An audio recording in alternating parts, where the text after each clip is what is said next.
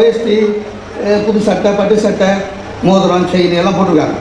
இந்த பலியாடுங்களை கூட்டி போவாங்க, அந்த மாதிரி மாலையை போட்டு கூட்டின்னு போய் எங்கள் மாமனார் காலில் விழுந்த உடனே எங்கள் மாமனார் சொன்னார், மாப்பிள்ளை என் பொண்ணு நான் குழந்த மாதிரி வளர்த்தேன்னாரு. அப்பவும் வந்தது. அப்போ நான் என் வீட்டில் மாடு மாதிரி என் வீட்டில் என்னை குழந்த மாதிரி தான் வளர்த்தாங்க. நான் ஆம்பளை குழந்தை, அது பொம்பளை குழந்தை. அப்போ அது கோபமா இல்லையான்னு தெரியல. 15 வருஷம் கழிச்சு அது கோபமாக மாறிச்சு.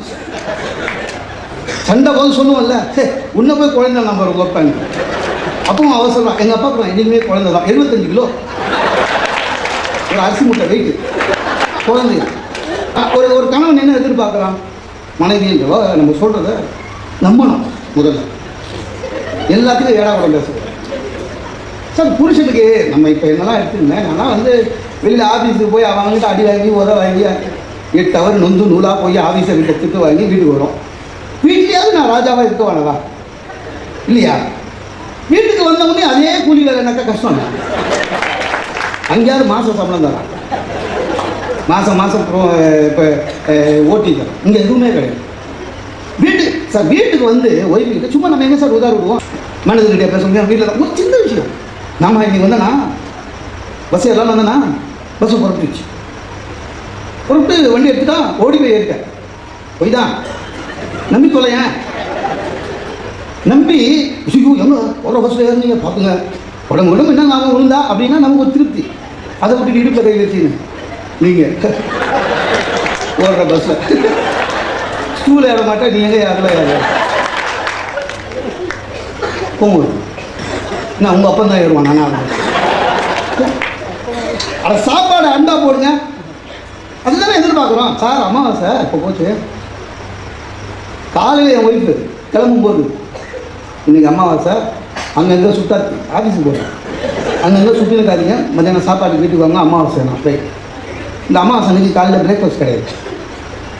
போயிட்டு 2 மணிக்கு பசியில் வரேன். நான் வெளியே எங்கேயாவது சாப்பிட்டுருக்கேன் சொன்னாலே ஞாபகப்படுத்துகிறேன். பசியில் வரேன், உட்கார வச்சு இலை போட்டு எல்லாம் வச்சாச்சு. சார் பசியோடு கூட எவ்வளோ நேரம் வந்துடலாம். இந்த இலை போட்டு வச்ச உடனே ஒரு மாதிரி ஒரு உணர்வு வரும், இன்னும் 2 நிமிஷத்தில் அதை சாப்பிட்ணுன்னு. கையில் வேணும். ஏன்னா காக்காக்கு சோறு வைக்க மாட்டிருக்காங்க, அப்போவே ஏறுது நம்மளுக்கு.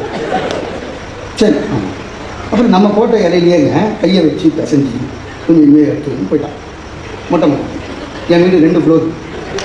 போனான் 5 நிமிஷம் ஆச்சு, 10 நிமிஷம் ஆச்சு, 15 நிமிஷம் ஆச்சு, 20 நிமிஷம் ஆச்சு.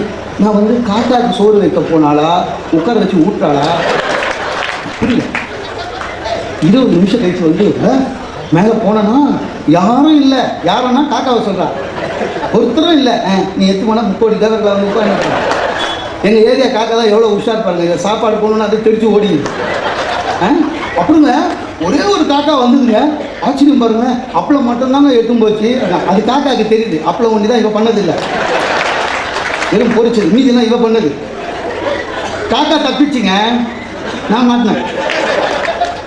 சாப்பாடு போடும்போது ஒரு வீட்டுக்கு வந்தால் நமக்கு எப்போ கோபம் வரும்? ஒவ்வொருத்தருக்கும் எதிர்பார்ப்பு. வீட்டுக்கு வந்தாலும் வாங்க உட்காருங்க சாப்பிடுங்க. அதை விட்டுட்டு ஷூவை கழட்டும் போது ஏங்க வீட்டில் ஏதாவது சேஞ்ச் இருக்கா பாருங்க, ஒன்றும் தெரியாது. நம்ம சுற்றி பார்க்குற அதே வீடு தான், அதே போர்த்திகோ, அதே சோஃபா, அதே ஒய்ஃபு, ஒன்றும் மாறல. ஏறுது நமக்கு இல்லை. அவங்க சொல்கிறா நல்லா பாருங்க, என்ன நீ தான் சொல்ல, கோவத்தில் இல்லை நீ தான் சொல்ல.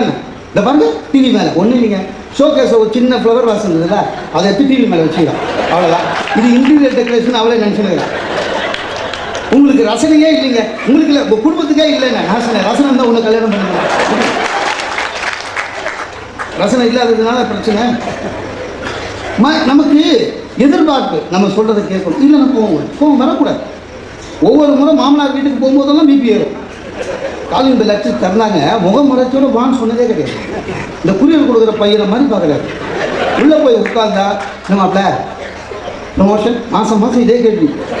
ஏதோ அந்த வேலை செய்யும்போது மாதம் ப்ரொமோஷன் வாங்கின மாதிரி என்னை வேலையில் வச்சு இதே பெரிய விஷயம். இந்த ஊராக வந்து மாப்பிள்ள ப்ரொமோஷன், அதுக்குள்ளே மாமியார் அந்த பக்கம் நம்மளுக்கு குத்து வச்சது அவ்வளோதான். அந்த மாதிரி நம்ம எதிர்பார்த்து ஏமாற்றம் அடைகிற போது சினம் வருகிறது. ஆனால் சாப்பாட்டுக்கு உட்காரும் போது சட்டுன்னு சாப்பாடு போட்டு முடிஞ்சிச்சு. ஊற்றிட்டு இது என்ன குழம்பு கண்டுபிடிங்கன்னா குஷ்புரோகிராம் நடத்தது. என்ன குழம்பு கண்டுபிடிக்கும் அப்படின்னு இப்படி பார்த்தா மஞ்சளாக இருக்குது. மோர் குழம்பு. ஐயோ நீங்கள் தோத்துட்டீங்க, இது குருமா அப்படின்னு. இதில் நம்ம குஸ் ப்ரோக்ராம் எடுத்துவாங்க சார். ஒருத்தனுடைய எப்போ கோபம் உச்சத்துக்கு போகும்னா ஒருத்தனுடைய தன்மானம் விலை பேசிக்கிற பொழுது கோபம் அதிகம். ஒரு வீட்டில் பெரிய மாப்பிள்ளையாக இருக்கலாம், இங்கே தான் வேலை செய்கிறான், நல்ல வேலை நல்ல சம்பளம், வாரம் ஒரு வாட்டி போய் மாமனார் மாமியாரை பார்க்குறான் ஒய்ஃபோட கூட்டிகிட்டு. அதில் நம்மளுக்கு சகலன்னு ஒன்று இருப்பான், ரெண்டாவது நம்ம ஒய்ஃபுடைய தங்கச்சி ஹஸ்பண்ட், அவன் வந்து துபாயில் வேலை செய்வனா இருப்பான். அவன் வருஷத்துக்கு ஒரு வாட்டி வருவான். நம்ம வாரம் 1/2 கிலோ ஸ்வீட்டு 1/4 கிலோ இது போகிறோம் வாரம் அந்த செலவு பார்த்துக்கணும். அவன் வருஷத்துக்கு ஒரு வாட்டி அவன் துபாயில் என்ன வேலை செய்கிறானோ பாவம், துபாய் அவ்வளோதான். அவன் வரான். அவன் வரும்போது என்ன பண்ணுறாங்க, இந்த சென்ட்டு இது பவுட்ரு அதை வாங்கி வரான் பாவம், டைகர் பாம்பு. அதுக்கு அந்த வீட்டில் அவனுக்கு அவ்வளோ மரியாதை. நம்ம அந்த வாரம் போகும்போது ஒரு அங்கீகாரமே கிடையாது. அந்த மாமியார் சொல்லி ஓடி போய் பால் பாக்கெட் வேண்டாம் கமலை கோவம் வருது. நானும் மாப்பிள்ளை தானே, பால் பாக்கெட் தாயம் வேண்டாம். அப்புறம் என் ஒய்ஃப் இன்னும் நகலக்கம்மா போங்க. அதுக்கப்புறம் அதுக்கு மாமியார் சொல்லு, அவர் வருஷத்துக்கு ஒரு வாட்டி இவர் வாரம் வருவார். நீங்கள் என் பையன் மாதிரி சார் மாப்பிள்ளை இல்லைன்னு சொல்லுது.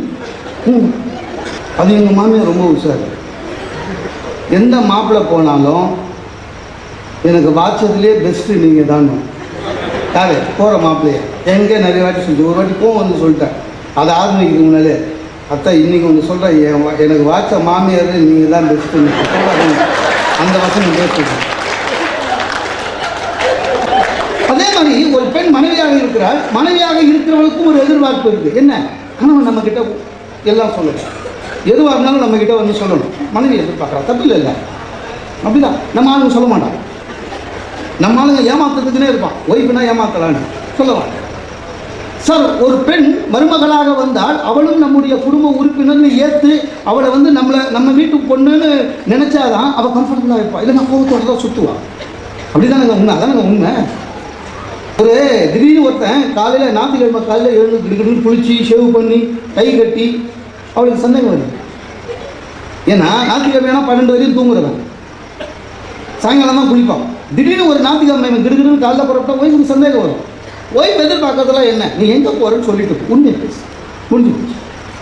அந்த எதிர்பார்ப்பு சரி, அந்த எதிர்பார்ப்பு அவளுக்கு கிடைக்காவிட்டால் சினம் கொள்ளுகிறாள். அதான் பிரச்சனை. அவளும் கேட்குறான், நீங்கள் ஞாயிற்றுக்கிழமை எங்கே கிளம்புறீங்க? இவனுக்கு நம்மளுக்கு சாதாரணமாகவே பேச தெரியாது. ஆம்பளைங்களுக்கு சாதாரணமாகவே பேச்சு வராது. லேடிஸ் நல்லா பேசுவாங்க. இப்போ சண்டை வந்தால் கூட பாருங்களேன், ஆம்பளைங்களுக்கு சரியாக சண்டை போட கூட தெரியாது. கட்சியாக என்ன சொல்கிறேன் போடணும், இன்னும் சண்டையாக ஆரம்பிக்குது. லாஸ்ட்டாக என்ன சொல்கிறேம்மா, இன்னும் ஆரம்பிக்கவே இல்லை சண்டை. லேடிஸ் அப்படி இல்லை, அவங்க வந்து சாதாரணமாகவே நல்லா பேசுவாங்க. சண்டைனா இன்னும் நல்லா பேசுவாங்க. கிபி எல்லாம் இருக்குங்க. அன்றைக்கி கூட என்ன திட்டினீங்களே ஸ்கூட்டர், நமக்கு பயமாக இருக்கும். டெய்லி தான் மனசில் திட்டுவோம், எப்போ காலில் விழுந்துருக்குங்க. இவன் ஷூ போடுறான், போய் சொல்ல வராது, பேச வராதுன்னா போய் சொல்ல வராதா? என்னங்க என்ன கேட்டேன், என்ன கேட்டேன், உன்னை தான் கேட்குறேன், சொல்ல எங்கே போகிறேன் நான் கேட்டேன். வளர்றான், ஏன்னா எங்கே போகிறான், வளர்றான். நான் ஏர்போர்ட்டுக்கு போகிறேன். ஞாயிற்றுக்கிழமை என்னங்க ஏர்போர்ட்டுங்க, எங்கள் சேர்மன் வராது, நான் தான் ரிசீவ் பண்ணணும். போய் அவளோட பாவம், அவன் என்ன பண்ணுவான், வேறு வழி கிடையாது. பெண்கள் ரொம்ப புத்திசாலிங்க. சினத்தை அப்போ காமிச்சு நீ சொல்கிறது பொய்ன்னு சொன்னால் பெரிய பிரளயம் நடக்கும். 6 வகை சினம். எல்லா பெண்களும் உண்மையிலேயே அவையார் வழி நடக்கிறவங்க தான் நம்ம ஊரில். ஆனால் அதுக்காக அப்படியே விட்டுற மாட்டாங்க. 6 வகை சினம். அடுத்தது ரௌத்ரம், பழகு எப்படி அவனை அப்படியே அடிக்கிறது. ஏற்பட்டுக்காக போகிறீங்க, ஆமாம் இவன் அவ்வளோதான், இன்னும் சொல்ல மாட்டான்னு டக்குன்னு என்ன பண்ண, அந்த பொண்ணு விளையாட்டு இருக்கிற பையனை கொடுத்தாங்க, வா சொன்னாங்க. ஏரோப்ளைன் கிட்ட பார்க்கணும். நீ அப்பா ஏர்போர்ட்லாம் போகிறாரு, கூட போய் பாருன்னா வீட்டுக்கு வச்சு. ஒரு 20 வருஷம் முன்னால் கதையிலலாம் ஐயா தெரியும். கதையிலலாம் சொல்லுவாங்க, மனைவி கூட சண்டை போட்டால் சாயங்காலம் வரும்போது சமாதானம் ஆகணும்னா 1/2 கிலோ அல்வா, மல்லிப்பூ இதெல்லாம் புருஷன். அதெல்லாம் முடியாது. இப்போ காலைல சண்டை போட்டு மல்லிப்பூ விலை கேட்டால் அல்வா 200 ரூபாங்க சார். இவ்வளோ காஸ்ட்லியாக சமாதானம் ஆகுறது தானே விட்டுதான். அப்படி இல்லை, சில பேர் பாருங்க அதுலேயே வரைக்கும் மாற்றிட்டான், டெக்னிக் ஆகிட்டான். என்ன இவ்வளோ செலவு தான், நேராக வீட்டுக்கு போனால் ஜன்னலெல்லாம் சாத்திரம், பொத்துன்னு கீழே விழும். செலவே இல்லை, ஆனால் ஸ்ட்ராங்கான சமாதானம். 6 வகை சினம். ஒய்ஃபுக்கு சொல்லினே இருக்கா சார் வீட்டில், நீ என்ன பட்டிமன்றம் போகிற, என்ன படிச்சிருக்கிற, ஒரு விசிடி இருக்கா வீட்டில், ஒரு டிவிடி வாங்குன்றா. நமக்கும் கோவம் வருது, நம்ம வாங்கி கொடுக்காதனால அவளுக்கும் கோவம் வருது. 6 வகை சினம். நான் சொல்லுவேன், இது டிவி, சீலிங், இப்போ டேபிள் ஃபேன், மிக்சி, கிரைண்டர், இதெல்லாம் நம்ம காசு கொடுத்தா வாங்கணும். அவங்க எதெல்லாம் கொடுத்தாங்க. ஒரு 6 மாதம் வெயிட் பண்ணி இன்னும் வரும். 2 பேரில் யாராவது ஒருத்தர் விலையில்லா விசிடி தரேன்னு சொல்லுவோம், அவனுக்கு ஓட்டு போட்டு. டிவி பார்த்துன்னே இருக்கேன், புது படம் ஓடினே இருக்கு. திடீர்னு பார்க்குறேன் ஸ்க்ரோலிங் போகுது. என்னென்ன இரவு 9 மணிக்கு பாரத பிரதமர் தேச மக்களுக்கு செய்தி வழங்குவார்னு பக்குன்னு ஆச்சு. டிவி ஆஃப் பண்ணேன், உள்ளே போனேன், இருந்த 2000 ரூபாய்லாம் பரட்டினேன். ஏன்னா போன நவம்பரில் இப்படி தான் 9 மணிக்கு கூப்பிட்டாருக்கோம்ல. சரியா, உள்ள 2000 ரூபாய் எடுத்து திடீர்னு என் பையனுக்கு போன மாதம் தான் பர்த்டேக்கு 2000 ரூபாய் ஒன்று கொடுத்தேன். அவன் உண்டே வச்சு அதை எடுக்கிறான். அவன் என்னப்பா குட்டா மாதிரி குத்து பிடுங்குறியானா, நீ வேறு அதால அதான் பண்ணுறாரு விடு அப்படின்னு சொல்லி ஓடி போய் நைட்டோட நைட்டாக ஏடிஎம்மில் உள்ளே போட்டு அப்பா வந்து நிற்கிறேன். நல்ல காலம் இந்த அதில் ஒன்றும் பேசலை. ஏதோ முக்கிய மந்திரி பிரதான் திட்டம்னு ஏதோ கரண்ட் கொடுக்குறாரா எல்லாரும் வீட்டுக்கு. போன வருஷம் கொடுத்த கரண்ட் ஷாக்கை தாங்க முடியல. சரி விட்டுட்டேன். 2 ஒய்ஃபை தேனிலவுக்கு போகிறாங்க சார். தேனிலவுக்கு போனால் அங்கே கேமரா எடுத்துன்னு போகிறான். அவங்க எதுக்கு தேனிலவுக்கு போகிறான், ஒரு 10 நாளாவது மகிழ்ச்சியாக இருக்காங்க. சிலது அதுலேயே சண்டை போட்டு வந்துடும், அது வேறு விஷயம். அங்கே போய் தேனிலவுக்கு போய் ஒய்ஃபு கிட்ட கேட்கலாம். எல்லா பையனும் அந்த ஆம்பளை கிட்ட எவனும் கேட்க மாட்டான். அந்த கல்யாணம் பொண்ணுக்கிட்ட உங்களுக்கு பிடிச்ச ஹீரோ யார், உங்களுக்கு பிடிச்ச ஹீரோ யார், எல்லாம் அஜித், விஜய், விக்ரம், சூர்யா, ஒரு பொண்ணு கூட ஹஸ்பண்டுன்னு சொல்லவே சொல்லுவேன். அதுக்காக போச்சுன்னு அங்கேயே நீ எப்படி அஜித் பேர் சொன்னேன், நான் தானே சோறு போட போகிறேன், நான் டே ஏதோ அதான் அஜித் நீயும் பார்த்துருக்க, உன் முன்னையும் பார்த்துக்கிறேன். அந்த மாதிரி ஏதோ பெருந்தன்மையாக உங்கள்கிட்ட ஒய்ஃபாக இருக்குது. அதுக்கு போய் சண்டை போட முடியுமா சார்? முடியாது. முன்னெல்லாம் 10 மணிக்கு தூங்கிருந்தாங்க, இப்போ 12:30 மணிக்கு தூங்குறேன். ஏன் பெட்ரோல் விலை ஏறுதுன்னு பார்த்துட்டு தான் தூங்குறேன். வழி இல்லை, அட்ஜஸ்ட் ஆகிக்கணும், அவ்வளோதான். கேஸ் விலை ஏறினே போதுங்க. ஜிஎம் கிட்ட போய் கேட்டேன், சார் சம்பளம் அப்படின்னா நல்ல ஞாபகப்படுத்தணும். 4லேருந்து நம்ம ஆஃபீஸில் உப்புமா 40 ரூபான்னு இருக்குது. 40 ரூபாய்க்கு அந்த உப்புமா சாப்பிடுறது 4 இட்லி சாப்பிடலாம். கோவப்படாதே, கோபம் வரும். கோபம் வருகிற கோபத்தை ஆறப்போடு, ஆறுவது சினம், கோபத்தை ஆறப்போடு. உன்னுடைய கோபத்தின் தட்பவெட்பம் குறையும், நிலை மாறும், நன்மை பிறக்கும். நன்றி, வணக்கம்.